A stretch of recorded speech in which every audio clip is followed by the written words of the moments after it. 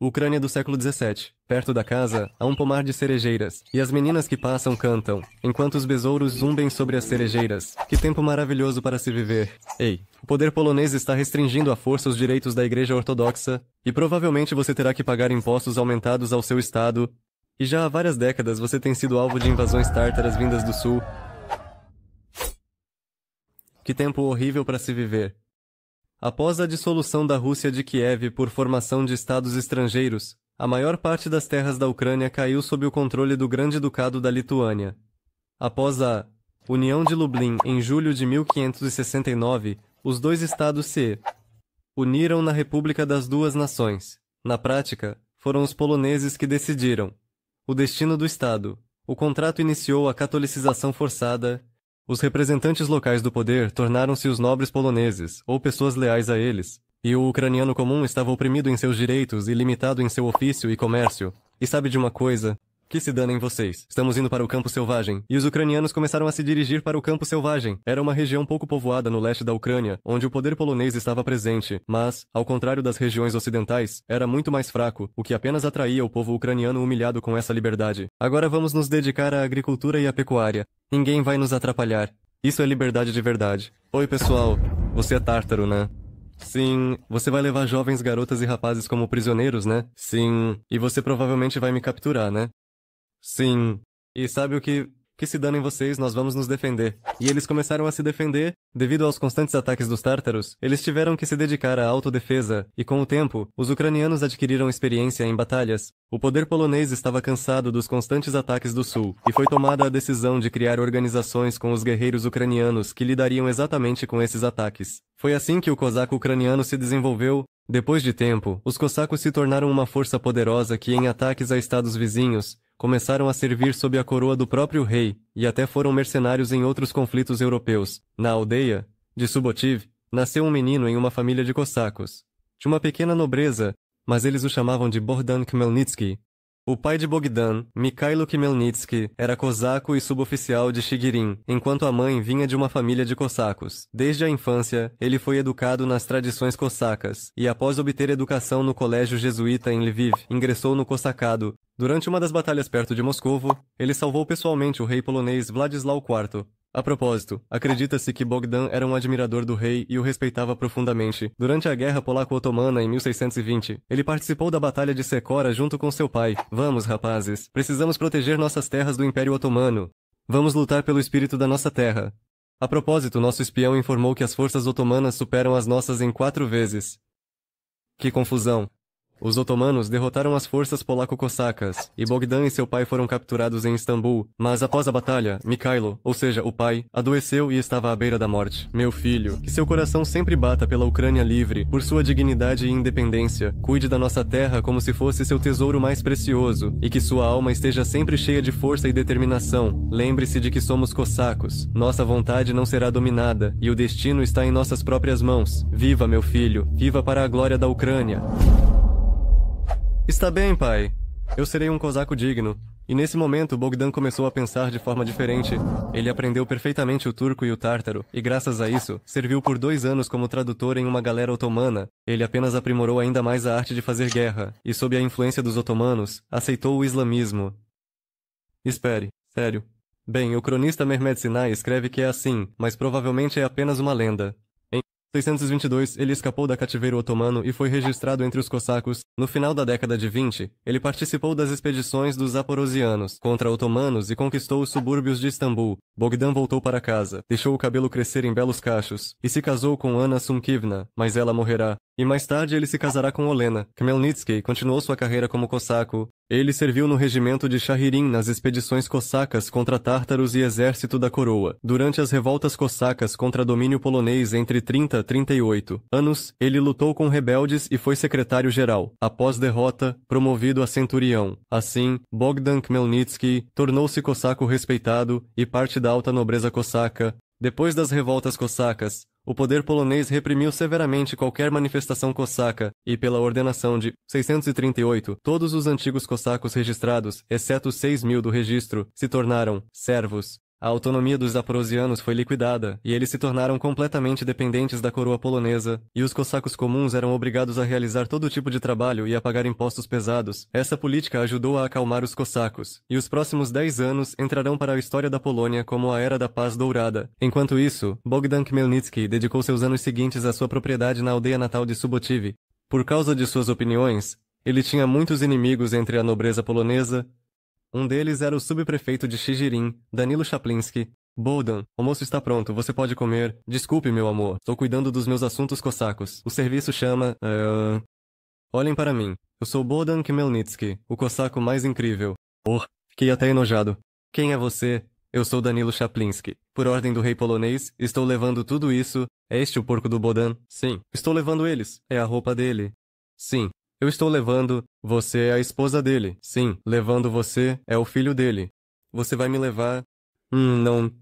Nós vamos te bater. As feridas do filho eram tão graves que ele acabou morrendo. A Khmelnytsky levaram à fazenda, o filho e a esposa, mas mesmo assim ele não queria recorrer à violência. Ele tinha o objetivo de recuperar sua propriedade através do sistema judicial. Bogdan, desde 1646, tinha o privilégio das sobras, então ele achava que ganharia o caso, mas apesar disso, ninguém se importava, e ele não conseguia provar nada. A questão é que esses casos eram comuns na época.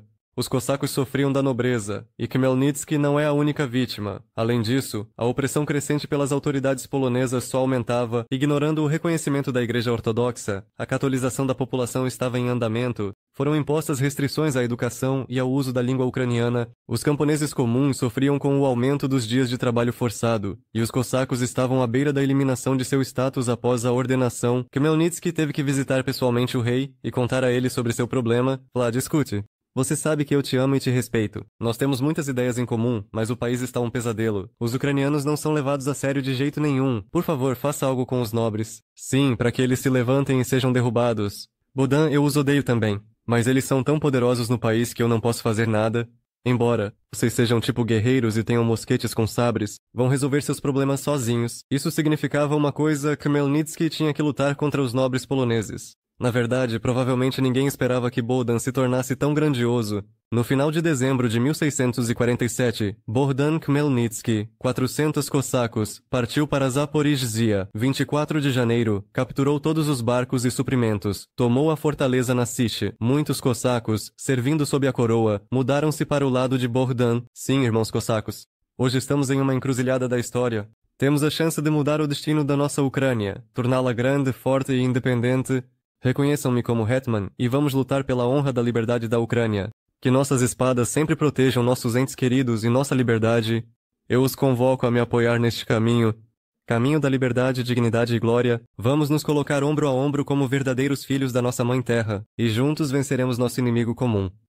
Bogdan Khmelnytsky foi escolhido Hetman das Forças Cossacas Unidas. Com a preparação para a insurreição, ele enviou universais ao povo ucraniano, chamando-os para as fileiras do exército cossaco. Ele estabeleceu a produção de pólvora e organizou a compra de armas e munições. Khmelnytsky conhecia bem a arte da guerra, e entendia que os cossacos tinham um grande problema. Estas são notas ausentes, sendo não apenas um guerreiro forte, mas também um estrategista habilidoso. Ele tinha a ideia de se juntar ao Khan da Crimeia em Bakhchisarai e pedir apoio para a futura guerra. Salam aleikum. Eu sou o Khan da Crimeia, Islam Geraitreiro. Meus irmãos cortavam ucranianos.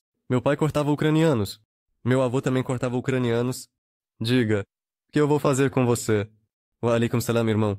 Espere, eu tenho uma proposta de negócios para você. Sua economia se baseia na entrega de prisioneiros capturados aos irmãos turcos. Se você me apoiar na minha guerra, poderá capturar qualquer um, exceto ucranianos. Irmão, isso soa incrível. Em 1648 foi firmado o Acordo de Bakhchisarai entre a Hetmanato e o Khan da Crimeia. O comandante militar Tugay Bey, com um contingente de 40 mil tártaros da Crimeia, veio em ajuda. Agora, Khmelnytsky não temia um ataque surpresa do sul. Tudo estava pronto para a guerra. Em abril de 48, a República enviou 30 mil soldados contra Khmelnytsky, liderados por Mikołaj Potoki, mas para os poloneses foi um erro fatal dividir o exército. Em maio de 48, cossacos e tártaros derrotaram os poloneses. E o filho de Potok, Stefan, morreu naquele campo de batalha. Esta batalha entrou como Batalha das Águas Amarelas, marcando o início da primeira campanha de Khmelnytsky. O exército polonês, liderado por Potok, Kalinowski, recuou para Korsun, escondendo-se num acampamento fortificado. Tropas de Bogdan Khmelnytsky e aliados se aproximaram da cidade em 14 de maio. Foi a segunda grande vitória sobre a República das Duas Nações. E os líderes do exército polonês caíram em cativeiro tártaro.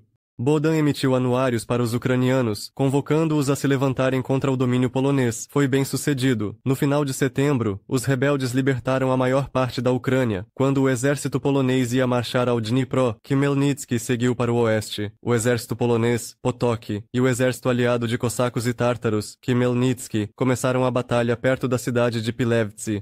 E essa batalha brutal. Rapazes, esta é uma reunião da alta administração do governo polonês. Precisamos fazer algo sobre a rebelião, de onde surgiu esse Khmelnytsky, e ele está nos dando uma surra. Isso já não é brincadeira. Nosso exército principal foi derrotado. O que devemos fazer? Nós continuaremos a guerra. Após a vitória na Batalha de Pilevtsi em 48, o caminho para o oeste estava aberto, e no dia 16 de setembro de 48, Khmelnytsky começou o cerco a Lviv. Os barões ricos pagaram um grande resgate para que Bohdan recuasse. Ele fez isso, mas ele começou o cerco pela ponte. Com sua campanha e as forças rebeldes dos ucranianos, pode-se dizer que as terras ucranianas estavam livres do domínio polonês. Irmão, você já fez muito. Começa o inverno, os soldados doentes estão cansados, não há suprimentos, por que você iria mais longe? É melhor você ir e voltar para Kiev? Irmão, farei isso. Eu confio em você. Foi assinado um armistício, e os cossacos recuaram no dia 2 de janeiro. 49. O exército de Bohdan entrou em Kiev. Os cidadãos receberam Khmelnytsky como um líder e herói. Nesta revolta, quase todos os representantes dos territórios etnicamente ucranianos participaram. Os rebeldes ucranianos, os Oprishki, contribuíram significativamente. Rebeldes da Bucovina, da Moldávia, ajudaram o exército de Khmelnytsky no cerco a Lviv. Isso já não era apenas uma revolta. Foi uma guerra de libertação nacional. Khmelnytsky agora considerava a questão da independência a sério. Ele fundamentou o direito dos ucranianos de criar um estado independente da República das Duas Nações dentro das fronteiras etnicamente ucranianas. Ele também via a Ucrânia cosaca como a herdeira da Rus de Kiev. E o que devemos fazer? Meu nome é Jan Kazimierz II. Eu sou o novo rei da República das Duas Nações. Eu mesmo liderarei o exército e derrotarei esses cossacos. Ok, em abril de 1649, Jan Kazimierz avançou pela Volínia contra Khmelnytsky. Também o exército lituano, sob o comando de Janus, atacou Kiev. Bohdan cercou parte do exército em Zbaraj no dia 10 de julho, e Jan Kazimierz II, precisamos ajudá-los. Mas Khmelnytsky atacou de surpresa e derrotou as forças inimigas. Enquanto ao norte, os lituanos quase chegaram a Kiev, mas os ataques cossacos na região forçaram os lituanos a recuar. E quais foram os sucessos? Calha a boca. Ok. Parecia que Khmelnytsky estava vencendo nesta guerra, e no dia 18 de 49, firmou o Acordo de Zborov entre a Hetmanat e a República das Duas Nações. O poder da Hetmanat cobria as voivodias de Kiev, Chernihiv e Bratslav, Shihirin, a residência do Hetman. O registro cosaco agora conta com 40 mil pessoas. Os cargos públicos nas terras ucranianas deveriam ser ocupados apenas por ucranianos. O metropolita de Kiev obteve um assento no Sejm, e tudo isso agora era chamado de Exército de Zaporizhia. Para Khmelnytsky foi uma grande vitória, mas agora começam os duros jogos diplomáticos. Prestem atenção aos dedos. Khmelnytsky começa a se corresponder com o czar de Moscovo para formar uma aliança, enquanto a República das Duas Nações, ao contrário, tenta impedir os embaixadores para que Moscovo não se junte à guerra. Então, o Hetman fortalece as relações diplomáticas com o Kanato da Crimeia e o Império Otomano, enquanto a Polônia começa a buscar o apoio do príncipe moldavo Vasily Lupa. Khmelnytsky enviou seu filho Taimish com o exército cosaco para a Moldávia, a fim de forçar um casamento com o príncipe romano. O casamento de Taimish e Rosanda, filha de Vasily Lupa, deveria ser o garantidor da aliança. Cossacos ocupados na Moldávia em 20 de fevereiro. 51 poloneses atacaram Bratslav. A batalha principal deveria acontecer em Barastechko, na Volínia. 50 mil soldados poloneses se opuseram ao exército unido cosaco-tártaro. Então qual será o nosso plano? Irmão. O que foi, irmão? Eu estava pensando... Eu estou indo para casa, o que... Você não pode me deixar em um momento tão difícil? Eu tenho um assunto urgente em Bakhchisarai. E você sabe... Nós vamos te capturar. Foi uma piada surreal da Crimeia, porque Khmelnytsky foi capturado e o exército cosaco foi liderado por Ivan Bohun. Ele conseguiu se retirar e salvar muitas tropas cossacas, mas os poloneses venceram a batalha. Eles recuaram para a Igreja Branca, onde Khmelnytsky se juntou a eles. Nesse momento, os lituanos chegaram a Kiev e o incendiaram, e o exército polonês e o cosaco entraram em uma batalha difícil mas decisiva perto da Igreja Branca. Cansados da guerra, as duas partes começaram negociações, que resultaram no Tratado de Paz de Bila Tserkva. Agora, o poder da Hetmanat se estendia apenas na voivodia de Kiev. O registro cosaco foi reduzido para 20.000 pessoas. Os magnatas poloneses retornaram às suas propriedades de guerra, e em Bratslav e Chernihiv, o poder polonês foi restaurado. Isso, é nada legal. Na Hetmanat, começaram a aparecer cada vez mais sinais de fraqueza e desconfiança. Foi então que Khmelnytsky começou a confiar mais em alianças externas, e em 52, Taimish decidiu novamente ir à Moldávia para um casamento de aliança. Uau, esse casamento vai fortalecer o exército cosaco. Pois, e daí? Assim não dá. Os poloneses atacaram o exército cosaco com um contingente de 30.000, e quem sabe o que teria acontecido se Khmelnytsky não tivesse conseguido ajudar Taimish. Mas na verdade foi uma brilhante vitória cosaca, e em agosto de 52, Taimish se casou com Rosenda. Agora a Hetmanat e a Moldávia são boas amigas. Além disso, após essa vitória, a Hetmanat restaurou o poder em Bratslav e Chernihiv. Um momento, o poder de Balázs apoiou os boiardos radicais da Moldávia, e eles depuseram Vasily Lupol, e junto com ele Taimish também morreu. Por que não? Por que tudo está indo tão mal? Desde fevereiro de 53, os contingentes poloneses incursionavam terras ucranianas. Jan Kazimierz acampou com 40.000 soldados na cidade de Jivanets. As forças principais do exército cosaco e tártara derrotaram as forças polonesas. Salam aleikum, irmão. Salam aleikum, irmão. Irmão, escuta, nossa aliança não pode mais ser mantida. Eu te jogo isso. Agora eu vou lutar ao lado da República das Duas Nações. O rei me prometeu muitos prisioneiros. Irmão, o que foi... Você já me abandonou uma vez, e por sua causa nós perdemos. Você me esqueceu no cativeiro, mas eu ainda continuei te ouvindo como meu irmão. Irmão, entenda, é apenas um negócio. Você foi como um irmão pra mim, irmão. Você quer um pouco de comida? Saia daqui. Agora Khmelnytsky não tinha aliados. A aliança moldava falhou. O Khan da Crimeia abandonou os cossacos. Os países católicos da Europa apoiam a Polônia católica, enquanto os Balcãs ortodoxos estão ocupados com seus próprios problemas. E quem agora poderá ajudar Khmelnytsky nesta guerra? Olá. Meu nome é Alexei Mikhailovich. Eu, o czar de Moscovo, ofereço a você minha mão amiga, menos no caso de um protetorado do Império Moscovita, e prometo solenemente nunca violar sua soberania, não restringir a língua e a nacionalidade, e nunca oprimir os interesses dos ucranianos em favor dos russos. E o que deveria fazer Khmelnytsky? Estava em jogo a soberania dos ucranianos. Ele acreditou em um futuro promissor com o czar oriental sobre a transição da Hetmanat para o protetorado da Moscóvia. Mais tarde, os acordos foram consolidados com os artigos de março. Os cossacos mantiveram todos os seus direitos e liberdades, mas a supremacia do czar moscovita sobre o Hetman foi reforçada. Em Kiev foi estacionado um guarnição moscovita. Foi proibido aos cossacos ter relações diplomáticas com os poloneses e os otomanos. Agora, cossacos pagavam tributos aos moscovitas. E na primavera de 54, o exército cossaco continuou as ações militares junto com os moscovitas. Eles alcançaram sucessos. As batalhas ocorreram na margem direita, Ucrânia Ocidental e Bielorrússia. Os poloneses entraram em Bratslav e tomaram Uman. Khmelnytsky e o comandante moscovita Sheremetev foram ao encontro do inimigo, e perto de Okhmatov ocorreu uma batalha difícil, mas ainda não decisiva. Espera, um momento, e como estão as coisas no norte, na Suécia? Sua Majestade, o rei Carlos X Gustavo. A poderosa República das Duas Nações agora está muito fraca. Talvez devêssemos aproveitar este momento e declarar guerra. O que há de errado com você? Nós somos uma sociedade civilizada europeia. A Suécia é pacífica. Como é possível no mundo moderno se envolver em atos baixos? Vamos declarar guerra. No verão de 1655, a Suécia ocupou as partes do norte da República das Duas Nações. Mas Moscovo, preocupada com a expansão do poder sueco, começou a mobilizar forças contra o rei sueco. E a República das Duas Nações é assim. Ei, que tal lutarmos juntos contra a Suécia? Vamos lá. Isso levou ao armistício de Vilna, e agora Moscovo e a Polônia são amigos. Dane-se, eu vou me aliar à Suécia e à Transilvânia, e juntos vamos dividir os territórios da República das Duas Nações, mas os novos aliados tinham objetivos muito divergentes em relação a esta guerra, e a Polônia Católica foi ainda mais apoiada pelo Império Habsburgo. Houve até uma verdadeira campanha militar sob a liderança Yuri Hakoty e Anton Zhdanovich. Mas a expedição terminou mal. Essa derrota apenas aproximou Khmelnytsky da morte. A Guerra de Libertação Nacional uniu as terras ucranianas e incentivou o povo a lutar pela autodeterminação. Khmelnytsky se tornou um símbolo da luta pela identidade nacional e pela independência. Este evento continua sendo uma parte importante da história da Ucrânia e nos lembra da importância da luta pela própria liberdade e independência.